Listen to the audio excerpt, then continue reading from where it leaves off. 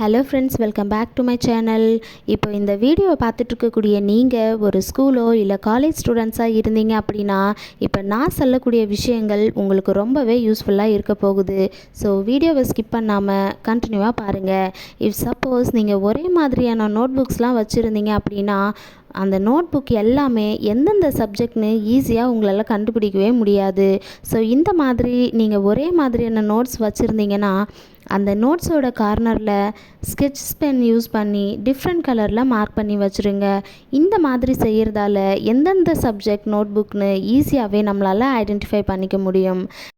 Next உங்கள் புக்ஸில் highlight செஞ்சு வச்சுருக்குறத height பண்ணணும் அப்படின்னா ஒரு கிளாத்தில் லெமனை வச்சு அதை க்ளீன் பண்ணிங்கன்னா ஈஸியாகவே அது போயிடும்.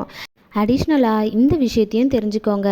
நீங்கள் பையோட வேல்யூவை ஈஸியாக கரெக்டாக ஞாபகம் வச்சுக்கணும் அப்படின்னா ஸ்க்ரீனில் தெரிகிற இந்த சென்டென்ஸை கரெக்டாக ஞாபகம் வச்சுக்கோங்க. May I have a large container of coffee. ஏன்னா இந்த ஒவ்வொரு வேர்ட்ஸ்லையும் இருக்கக்கூடிய நெட்ரோஸோட நம்பர் தான் பையோட வேல்யூவாக இருக்குது. அதுக்கப்புறம் நீங்கள் ஹின்ஸ் ஏதாவது எடுக்கணும் அப்படின்னா பிளாக் பென்லேயோ இல்லை பென்லேயோ எடுக்காதீங்க, ப்ளூ பென்லேயே எடுங்க. ஏன்னா ப்ளூ பெனில் எடுக்கக்கூடிய எல்லா ஹின்ஸுமே நமக்கு மறக்காமல் ஈஸியாக ஞாபகம் வச்சுக்க முடியுமா. இப்போ நான் சொன்ன விஷயங்கள் எல்லாமே ஸ்கூல் ஸ்டூடெண்ட்ஸ்க்காக இருந்தாலும் சரி, காலேஜ் ஸ்டூடெண்ட்ஸ்க்காக இருந்தாலும் சரி ரொம்பவே யூஸ்ஃபுல்லாக இருந்திருக்கும்ட்டு நினைக்கிறேன். வீடியோ பிடிச்சிருந்ததுன்னா லைக் பண்ணி ஷேர் பண்ணுங்கள். நம்ம சேனலை சப்ஸ்கிரைப் பண்ணாதவங்க சப்ஸ்கிரைப் பண்ணிவிட்டு கூடவே இருக்கக்கூடிய பெல் ஐக்கானையும் கிளிக் பண்ணிக்கோங்க. அப்போ தான் நான் போடக்கூடிய வீடியோஸோட நோட்டிஃபிகேஷன் உங்களுக்கு வரும். தேங்க்யூ ஃபார் வாட்சிங்.